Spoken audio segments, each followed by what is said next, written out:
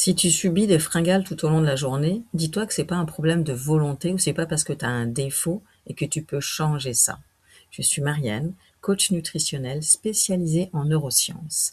Dans cette série, 7 trucs faciles pour te débarrasser de tes pulsions alimentaires, je vais te montrer en fait que tes pulsions alimentaires ont un sens et à partir du moment où tu vas mieux les comprendre, tu pourras mieux les régler et tout va devenir beaucoup plus léger. Aujourd'hui, je te propose le secret antifringal. C'est important que tu comprennes, c'est que le matin, ton corps, il se met en action et qu'il le fait tout seul. C'est lui-même qui va déclencher un certain nombre de processus biochimiques pour que tu passes de cet état de je dors à je me réveille et je pars en mode action. Par exemple, le foie va libérer du glucose dans le sang, ce qui va déclencher en fait une libération de l'insuline par ton pancréas pour que tes cellules aient la matière d'énergie nécessaire pour justement passer en mode action. Le corps il va aussi s'occuper de libérer du cortisol. Donc là, c'est vraiment tout est fait pour envoyer un bon mode starter pour passer en action. Et en fait, ton corps, il est prêt à commencer la journée et en fait, il a toute l'énergie disponible. Donc pas besoin quand tu te réveilles de directement passer à table et manger, parce qu'en fait, quand tu vas faire ça, tu vas créer du chaos. Ça va créer des déséquilibres au niveau hormonal et ça va aussi donc forcément provoquer la suite, c'est-à-dire de te retrouver avec des fringales toute la journée. Ce que je te propose de faire à la place, c'est plutôt que de créer du chaos, c'est d'aller aider ton système lymphatique, ton système du nettoyage, à terminer son travail de nettoyage qu'il a fait pendant la nuit. Et pour ça, tu bois un bon verre d'eau, eau tiède ou à température ambiante, doucement, parce que forcément, peut-être que le matin, tu t'es réveillé, ça gargouillait un petit peu. Et bien justement, c'est à ce moment-là que tu penses, hop, plutôt que de créer le chaos, je vais aller aider le système de nettoyage que j'ai dans mon corps et je vais boire ce verre d'eau eau tiède à température ambiante. Donc ça peut être le premier geste où quand ça gargouille, je ne mange pas, mais par contre, je bois mon verre d'eau. Après, et tu mangeras après, bien sûr. Pas de problème là-dessus. Et quand tu vas justement passer à ton premier repas de la journée, c'est important de faire attention aux shoots glycémiques et ça va être en fonction des choix alimentaires que tu vas faire.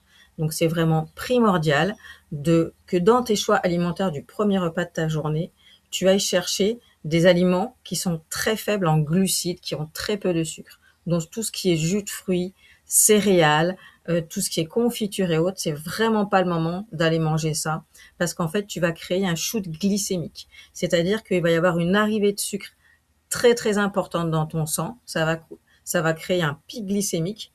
Donc c'est la quantité de glucose qu'il y a dans ton sang, la quantité de sucre qu'il y a dans ton sang va monter très très haut. Donc après, qu'est-ce qui va se passer? Aussi haut que c'est monté, ça va redescendre. Et des fois même, ça redescend plus que ce que c'est monté. Ça va déclencher du stress. On n'en a pas besoin, on en a déjà eu au réveil. Donc il n'y a pas besoin d'en rajouter. Et le problème, c'est que donc, comme le corps, il a eu beaucoup de sucre et tout d'un coup, il a un gros manque de sucre, qu'est-ce qui se passe? Ça va déclencher une fringale. Et le pire, c'est que non seulement tu vas avoir très faim, il va falloir répondre à la demande parce que sinon tu vas vraiment te sentir mal et ça va pas aller. Mais c'est que tu vas avoir une envie de sucre. Donc ça va recommencer. Et tu vas remanger encore des aliments qui sont où il y a beaucoup de sucre. Donc hop, la glycémie va encore remonter. Et après, elle va redescendre au moins aussi qu'elle elle est montée ou même plus bas que ce qu'elle est montée. Et hop, recortisol, donc re-stress. Et hop, re-envie de sucre. Donc en fait, c'est un cercle infernal. Et là, quand tu fais ça, tu es constamment en train de mettre ton corps en mode survie, en mode alerte. Donc de toute façon, et forcément, il y aura stockage aussi en plus. Donc c'est important vraiment d'avoir cette conscience que laisse faire ton corps. Il, euh, il sait fonctionner relativement bien tout seul. Il n'a pas besoin de beaucoup. Lui, ce qu'il a besoin, c'est de stabilité. Donc, le petit déjeuner du matin, ça, ou le premier repas du matin, ça dépend à quelle heure tu manges, mais ça va plutôt être un petit déjeuner où il va y avoir un apport nutritionnel qui est intéressant, plutôt que de lui emmener un shoot glycémique qui va complètement le dérégler et qui va te provoquer toute la journée des comportements de fringales auxquels tu ne peux pas résister de toute façon parce que c'est biologique. Ton corps, il a besoin et c'est important de répondre à la demande. Quand tu as faim, c'est important de répondre à la demande, pardon. Mais là, ça va être de comment tu y réponds. Donc, dans ton premier repas de la journée, va plutôt chercher à manger peut-être des œufs brouillés, tu peux manger de l'avocat, un demi-avocat, tu peux manger du fromage de chèvre. Ça va plutôt être bonne protéine et bon gras, donc nourrissant. Il n'y a pas besoin de manger beaucoup, mais par contre, c'est vraiment de faire attention d'éviter au maximum les sucres, c'est-à-dire les glucides. J'espère que ça t'ouvre de nouvelles perspectives et que ça t'aide à mieux reprendre le pouvoir sur ton corps et ton alimentation. Surtout, pense bien à t'abonner pour avoir la suite de la série. Et si tu veux aller plus loin, je te propose 2 cadeaux. C'est totalement gratuit. Tu as accès, alors tu as les liens juste en dessous de la vidéo. Tu as juste à cliquer dessus pour y accéder.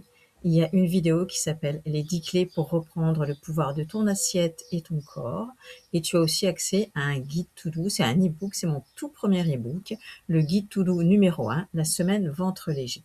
Et en tout cas, n'hésite pas à liker et à partager à des personnes à qui ça pourrait servir.